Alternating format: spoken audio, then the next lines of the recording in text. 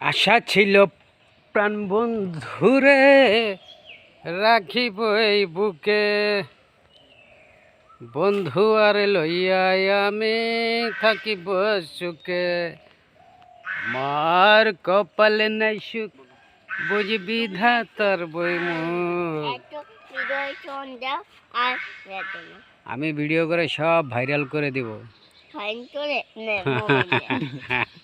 আমি তোমাকে আর তোমার মামাকে ভাইরাল করে দিব। ভাইরাল করে দিব। দেশবাসী তোমাদের চিনবে, কবে এটাই সেই আয়ান। তারপরে তোমাকে উপরের বড় বড় মন্ত্রী মিনিস্টাররা ফোন দিবে, বলবে আয়ান তুমি আসো আমাদের কাছে। ওকে।